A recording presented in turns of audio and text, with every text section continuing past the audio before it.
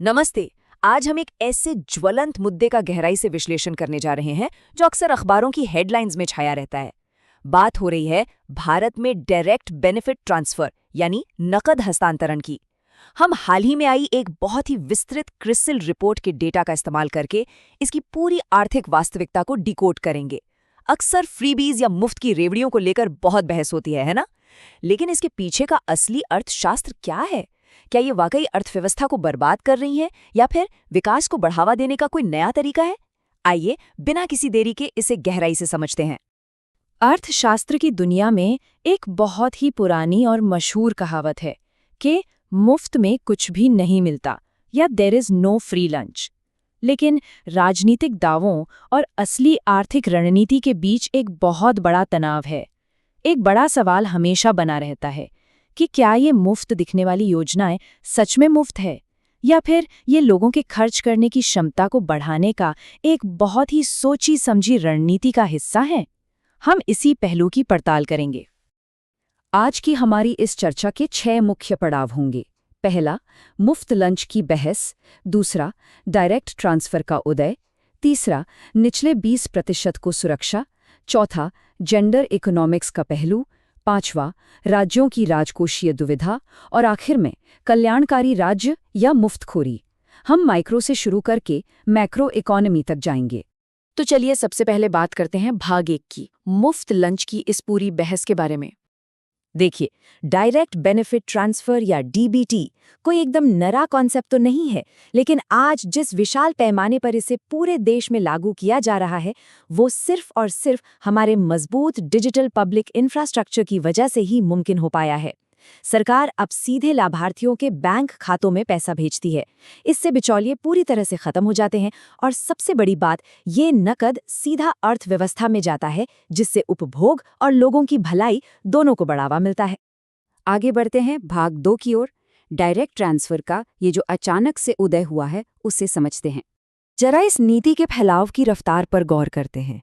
साल 2019 में सिर्फ 4 राज्य ऐसे थे जो इस तरह के नकद ट्रांसफर्स दे रहे थे, और आज की स्थिति देखें, 28 में से 17 राज्य, जिसमें दिल्ली भी शामिल हैं, ये सुविधा दे रहे हैं। मतलब सिर्फ चंद सालों में ये एक ऐसा बड़ा नीतिगत बदलाव बन गया है जो पूरे देश में जंगल की आग की तरफ फैल चुका है।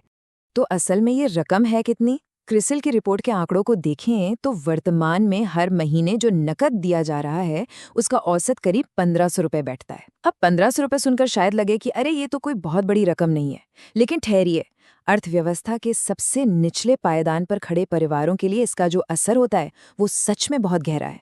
अक्सर एक मिथक फैलाया जाता है कि ये योजनाएं बिना किसी शर्त के किसी को भी बांट दी जाती हैं, लेकिन सच्चाई इसके बिल्कुल उलट है।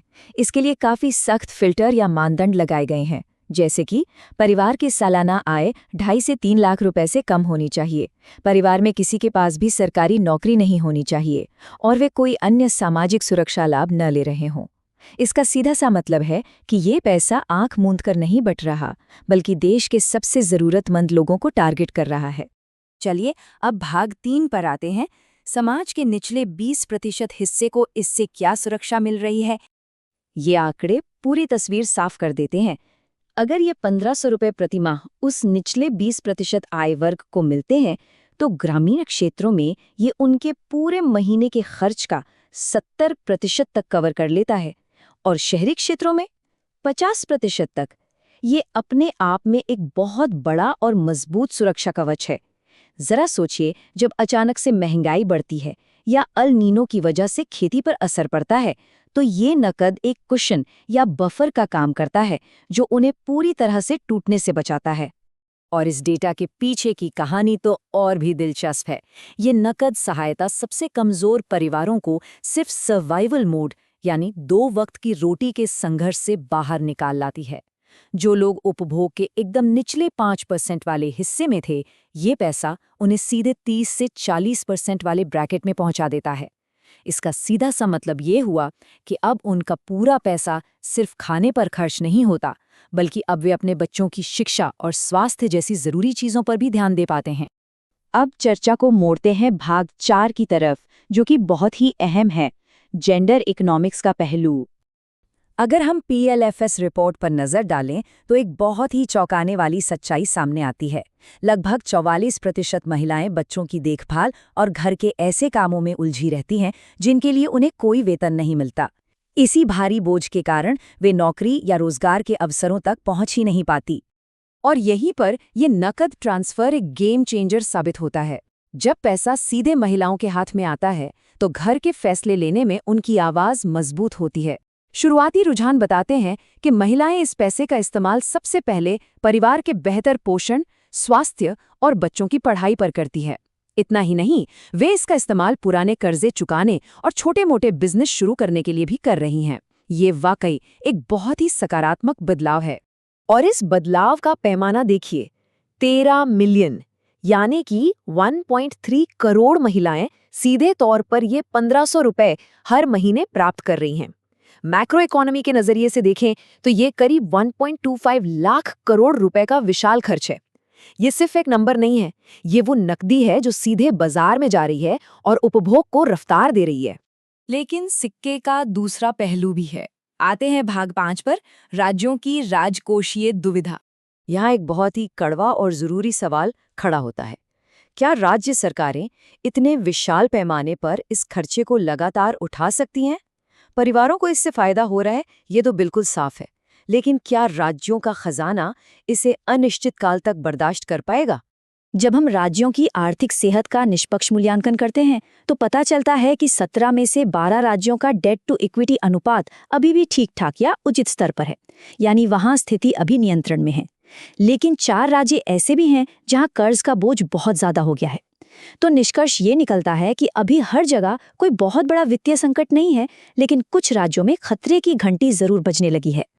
इस खतरे को समझने के लिए कैपेक्स यानी पूंजीगत व्यय को समझना बहुत जरूरी है। कैपेक्स सरकार का वो पैसा है जो सड़कें, पुल, सिंचाई व्यवस्था और बंदरगाह बनाने जैसे बड़े कामों में लगाया जाता है। यही वो बुनियादी ढांचा है जो प्राइवेट निवेश को खींचकर लाता है और देश के दीर्घकालिक विकास की नींव रखता है। अगर राज्यों के पास पैसा कम पड़ने लगा तो सबसे पहली कैची इसी कैपेक्स पर चल सकती है। रिपोर्ट में एक राहत की बात यह है कि फिलहाल राज्यों ने बुनियादी ढांचे के विकास या कैपेक्स में कोई बड़ी कटौती नहीं की है, लेकिन खतरा टला नहीं है। ये नकद योजनाएं राज्यों के लिए प्रतिबद्ध व्यय बन जाती हैं, मतलब ये पैसा तो हर महीने देना ही पड़ेगा। अब अगर राज्यों की कमाई उस तेजी से नहीं बढ़ती है तो भविष्य में नए इंफ्रास्ट्रक्चर के लिए पैसा कहाँ से आएगा? ये एक बहुत बड़ा सिरदर्द बन सकता है। तो अब हम अपने आखिरी और सबसे महत्वपूर्ण पड़ाव भाग 6 पर आते हैं। क्या यह एक कल्याणकारी राज्य की निशानी है या महज मुफ्तखोरी? इन दोनों कॉन्सेप्ट्स के बीच एक बहुत ही बारीक लेकिन अहम फर्क है। एक आदर्श कल्याणकारी राज्य में लोगों को संकट से उबारने के लिए मदद दी जाती है, लेकिन उसकी एक तय समय सीमा होती है। वहीं फ्रीबी इकोनॉमी या मुफ्त की अर्थव्यवस्था में ऐसी मदद एक स्थायी और असीमित अधिकार बन जाती है। डीबीटी योजनाएं लक्षित जरूर हैं, लेकिन पारंपरिक कल्याणकारी योजनाओं की तरह इनकी कोई एक्सपायरी डेट नहीं होती और एक बार शुरू होने के बाद राजनीतिक तौर पर इन्हें बंद करना लगभग नामुमकिन हो जाता है। और यहीं से जन्म लेती है देश की सबसे बड़ी मैक्रो इकोनॉमिक दुविधा। क्या हमें लोगों के हाथों में नकदी देकर अपनी अर्थव्यवस्था को सिर्फ उपभोग या कंजम्पशन के सहारे चलाना चाहिए, या फिर उस पैसे को बचाकर बड़े उद्योगों और कारखानों में निवेश करना चाहिए ताकि हम एक विनिर्माण या मैन्युफैक्चरिंग पावर हाउस बन सके? इन दोनों के बीच सही संतुलन खोजना किसी भी सरकार के लिए एक बहुत बड़ी चुनौती है।